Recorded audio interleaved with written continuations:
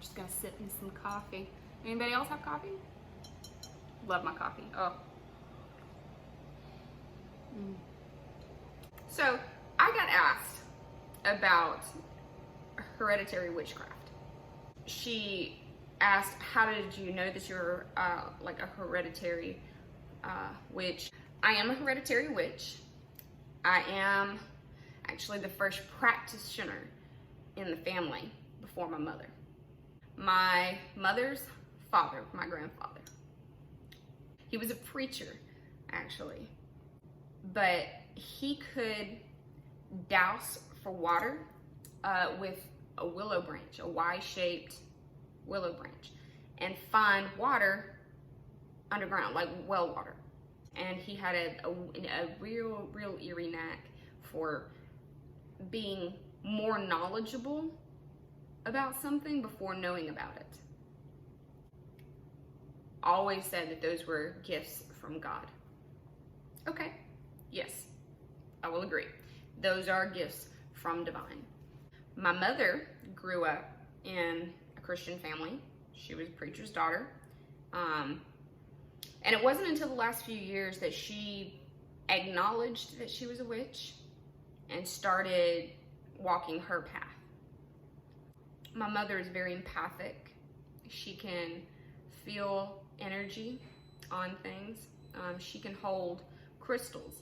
And I mean, they can just be sitting in a basket all day in an air-conditioned room. She'll pick through them, and she will pick the ones that are warm. She reads the energy coming off of things, almost like psychometry.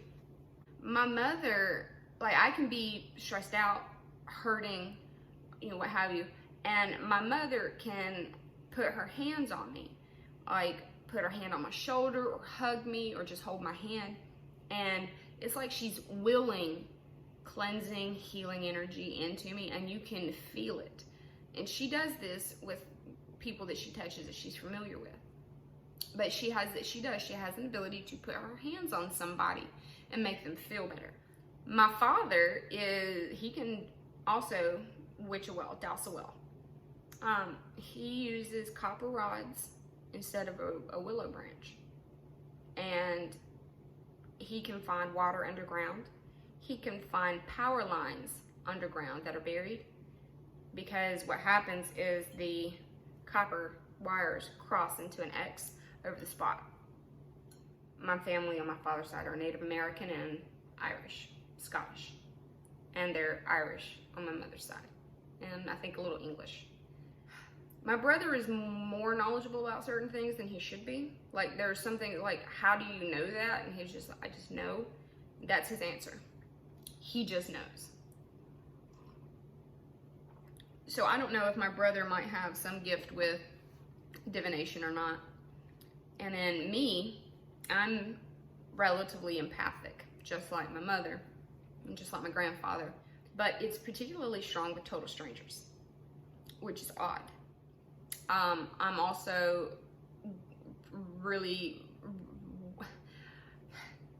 I'm gifted with spirits. I don't see them, I feel them, and I'm aware of them.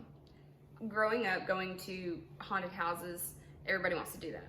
Everybody wants to see the scary stuff and be amazed. I don't. I have no desire whatsoever. I have gone to places that are haunted houses, like abandoned buildings. You know, just what you do is you just kind of go and, I mean, obviously you're breaking the law, you're trespassing, you're going where you're not supposed to. That area is probably unsafe, but whatever. We're kids. That's what we did. And there were some places I would be with some friends, and we would go, and I would not go in the building, period. And they're like, "Oh, are you scared?" No, I'm not scared. I don't want to go in that building because I get a very sick feeling near really haunted houses. And sometimes I can go in, and sometimes I cannot. And then there are other times where I can go to a haunted place, or what people say is haunted, and walk in perfectly fine, because to me, I feel nothing in that house or in that building. So it's not haunted, it's just abandoned and creepy. And there are other times that everybody says it's haunted and I can go in, but I don't really like it. And then times that, I mean, it really does. I have a visceral physical reaction to haunted places. Some places make me physically ill, and I just will not go near them. So that, and I can work with spirits. Like I do tarot, I do divinations with tarot and pendulums, oracle decks, things like that. Spirit boards, not a fan of, so I don't really go near a spirit board if I can avoid it. I also I can divine with stones and sticks and things like that. A caster. I can divine bones. So there's that. And then I have various things that I have an interest in, but I don't know if I really have an ability because I haven't explored it far enough. But that's what it means to be like hereditary. There are gifts, psychic gifts or empathic gifts, or even the ability to douse, which I can do.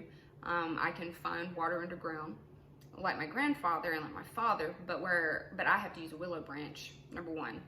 And number two, I can't find power lines underground, like my father can. But it means that you come from a line of people, or you have direct descendants in your family who have certain abilities, and depending on where you grew up, they were